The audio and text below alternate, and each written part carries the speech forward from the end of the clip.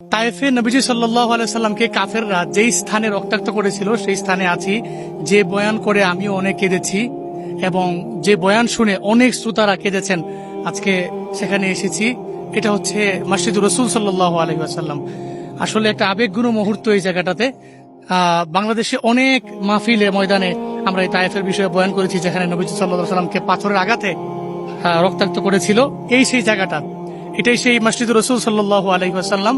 এই দুইটা পাহাড় দিয়ে চাপা দেওয়ার ব্যাপারেই জিবরাইল আলাইহিস সালাম নবীজির দরবারে এসেছিলেন এবং নবীজিকে বলেছিলেন।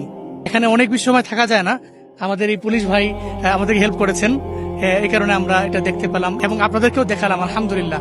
নবীজি সাল্লাল্লাহু আলাইহি ওয়াসাল্লাম যখন রক্তাক্ত হয়েছিল, জিবরাইল আলাইহিস সালাম এসে বলেছিলেন যে পাহাড়ের নিয়োজিত ফেরেশতারা যদি চায় তাহলে এই বনু সাকিফ গোত্রের সবাইকে মেরে ফেলতে পারবে, কিন্তু নবীজি সাল্লাল্লাহু আলাইহি ওয়াসাল্লাম ওই দিন সে আদেশ দেননি এবং যার কারণেই আজকে তায়েফে কোনো নন মুসলিম নাই, সবাই আলহামদুলিল্লাহ, সবাই মুসলিম। আলহামদুলিল্লাহ, শুকরিল্লাহ। এটা নবীজির দুয়ার বদৌলতেই সম্ভব হয়েছে। আপনারা যদি আসেন তায়েফে, আসলে এই জায়গাটা দেখে যাবেন, মসজিদুর রাসূল সাল্লাল্লাহু আলাইহি ওয়াসাল্লাম। এখানটাতেই নবীজি সাল্লাল্লাহু আলাইহি ওয়াসাল্লামকে রক্তাক্ত করা হয়েছিল। আল্লাহ আমাদেরকে নবীজির মতো ধৈর্য ধারণ করার তৌফিক দান করেন, এই সাবিরিনদের অন্তর্ভুক্ত হওয়ার তৌফিক দান করেন। আমিন।